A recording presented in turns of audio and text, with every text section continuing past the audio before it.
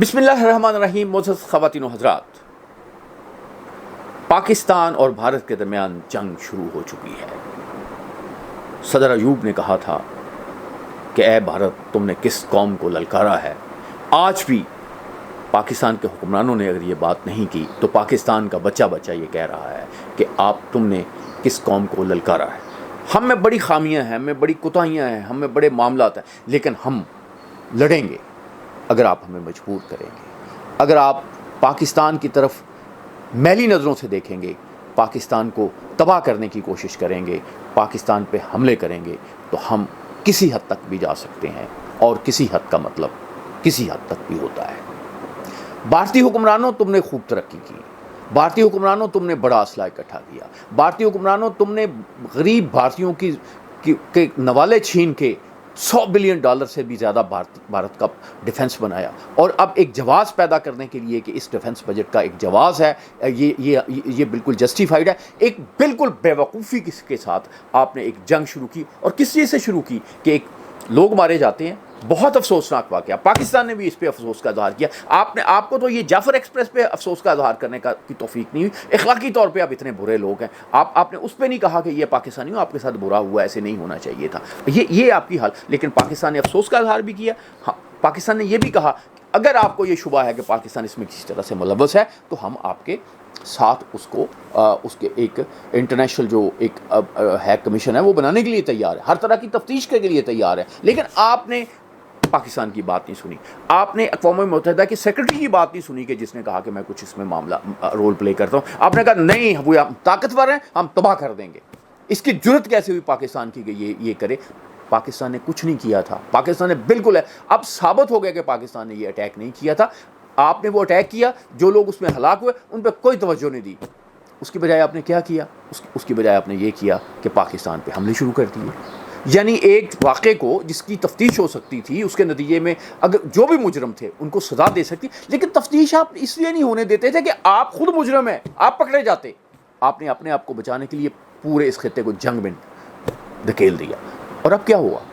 آپ نے پاکستان پہ میزائل پھینکے، آپ نے پاکستان پہ ڈرون پھینکے. پاکستان نے تحمل کا مظاہرہ کیا. پاکستان نے دنیا کو بتایا کہ اس کو سمجھاؤ یار، اس کو انڈیا کو سمجھاؤ. لیکن وہاں وہ میجر، وہ زہریلا میجر جس کو بھارتی فوج نے اس لیے نکالا کہ وہ اگلی جو پروموشن ہے اس کے لیے کمپیٹنٹ نہیں تھا. اور اس وقت وہ بنا ہوا ہے پاکستان، انڈیا کا برین بنا ہوا. انڈیا کی وہ ایک یعنی سوشل میڈیا کے ذریعے پالیسیز کیسے ہوگی، ایسے لگتا ہے جیسے مودی صاحب صرف ایک ہی بندے سے متاثر ہیں اور وہ میجر صاحب تو روز پاکستان کو تباہ کر دیتے تھے اپنی ویڈیو میں. میجر صاحب تو پاکستان کو روز سمجھتے تھے صبح میں اٹھوں گا تو یہ معاملہ ہوگا. اور یہ آپ کی یہ مینٹیلٹی تھی کہ جس میں ایک رات میں آپ نے میڈیا پہ کے ذریعے پورا قبضہ کروا دیا پاکستان پہ، کہ سارا پاکستان پہ ہمارا قبضہ ہے. اب آپ کے میڈیا چینل کہہ رہے ہیں کہ یار ہم آپ پہ، آپ بھارتی حکومت، ہم آپ کیسے اعتبار کریں؟ آپ نے تو ہماری کریڈیبلٹی کھو دی ہے. اب بہت سے چینل جو ہے معافی مانگ رہے ہیں پبلک سے. معزز خواتین و حضرات، جب حکمران جو ہیں وہ حقائق کو دیکھنے سے انکار کر دیں، جب حکمران جو ہیں وہ آگ لگانے والوں کی باتیں سنیں، جب وہ زہریلے میجر جیسے لوگ ان کے ہیرو بن جائیں، تو پھر خطے جو ہیں وہ ان میں امن نہیں ہوتا، ان میں آگ لگتی ہے. معزز خواتین و حضرات، بھارت نے چاہا پاکستان ڈر جائے گا، پاکستان سرنڈر کر دے گا. یہ ابھی جو پاکستان جنگ لڑ رہا ہے نا، یہ آپ کے حملوں کے لیے نہیں لڑ رہے، یہ آپ کو بتا رہا ہے کہ آپ ہمارا سندھ کا پانی نہیں روکو گے، ہم آپ کو اجازت نہیں دیں گے اور کسی حد تک بھی ہم چلے جائیں گے. اگر آپ کا یہ خیال تھا ہمیں یہ عزم نہیں ہے، ہمیں یہ صلاحیت نہیں ہے، تو ہم نے ثابت کر دیا کہ ہمیں عزم بھی ہے، ہمیں صلاحیت بھی ہے، ہمارے پاس ٹیکنالوجی بھی ہے. کیا کیا ہم نے؟ آپ نے حملے کیے وہی عورت کی ذہنیت کے، اس سندور والی عورت کے، مکاری، فریب، واویلا، رولا. ہم نے کیا کیا ہے؟ ہم نے سیدھا کہا یہ حملے کیے، یہ اس کا ثبوت ہے، آؤ آگے بڑھنا ہے آگے بڑھو، مرنا ہے آؤ مرتے ہیں. آپ مارنا چاہتے ہیں؟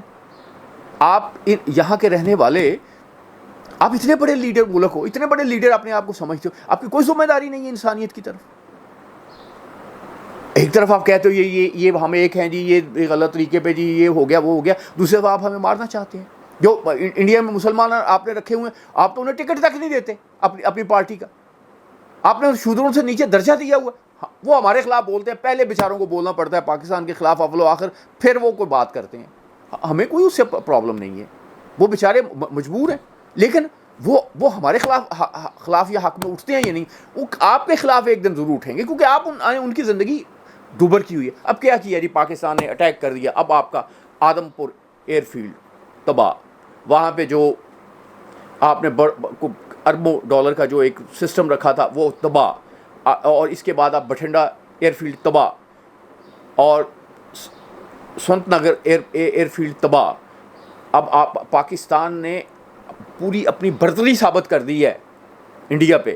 پاکستانی ڈرون اس وقت بمبے میں دہشت پھیلا رہے ہیں، پاکستانی ڈرون اس وقت دلی میں دہشت پھیلا رہے ہیں. کیا کر رہے ہیں آپ؟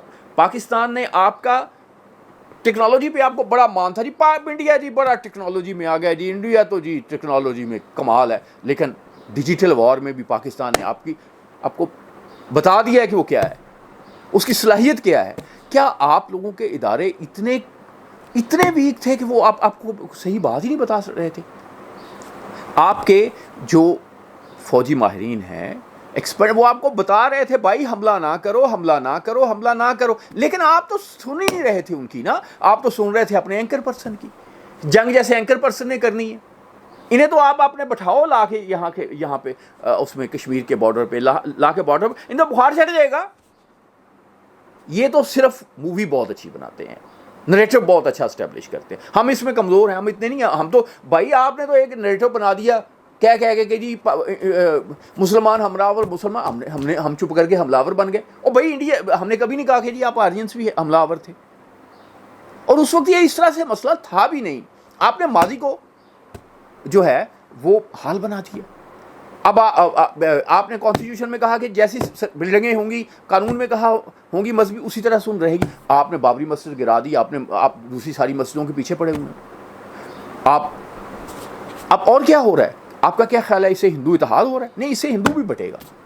ہم ہندوؤں کو چاہتے ہیں کہ وہ بہت اچھی زندگی گزاریں، امن سے رہیں، لیکن آپ انہیں چین نہیں لینے دیتے. کیونکہ یہ $100 بلین ہے نا جو آپ کا فوج کا، یہ آپ کو چین نہیں لینے دیتا. یہ جسٹیفیکیشن دینی ہے آپ نے قوم کو کہ بھائی ہم اس لیے خرچ کر رہے ہیں. پاکستان نہیں لڑنا چاہتا تھا، اب بھی نہیں لڑنا چاہتا، لیکن آپ لڑانا چاہتے ہیں. آپ بھارتی عوام کو تباہ کرنا چاہتے ہیں. آپ پاکستان کے خلاف نہیں لڑ رہے ہیں. پاکستان تو آپ کا دشمن تھا، پاکستان کی تو آپ کے لیے کوئی حیثیت نہیں تھی. آپ یہ جو کچھ بھی کر رہے ہیں اس کا نتیجہ کیا نکلے گا؟ بھارتی عوام کا نقصان ہوگا.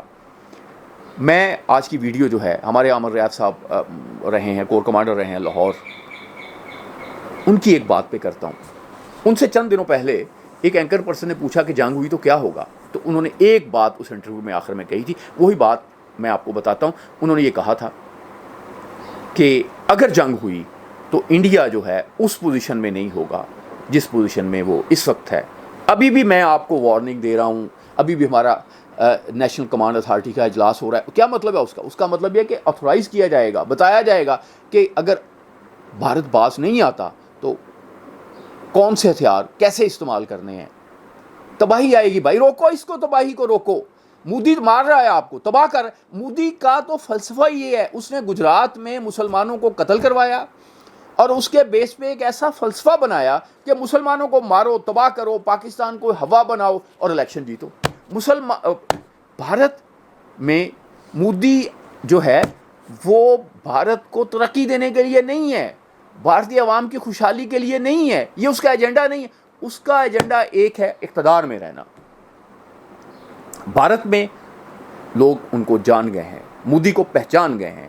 اسی لیے وہ جو سمجھتے تھے، مودی صاحب سمجھتے تھے کہ ہم الیکشن جیت جائیں گے، بڑی میجورٹی میں جائیں گے. تو ابھی الیکشن میں تو ان کی یہ پوزیشن تھی، وہ اکیلے حکومت بھی نہیں بنا سکتے. اب انہوں نے ایک حکومت بنائی ہے جس میں دوسری پارٹیاں بھی شامل ہیں.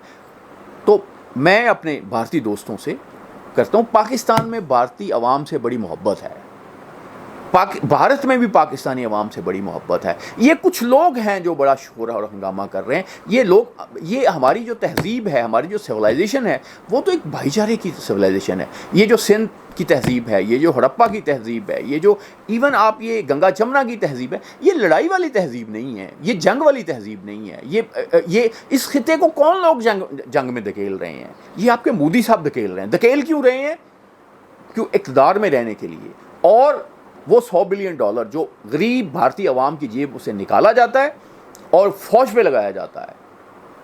معزز خواتین و حضرات، میں پاکستانی عوام سے کہوں گا کہ جنگ، موت یہ پاکستانی عوام کے لیے نئی نہیں ہے، قربانیاں دینا نیا نہیں ہے۔ صرف ان لوگوں سے محتاط رہیں جو بزدل ہیں، وہ غدار ہیں۔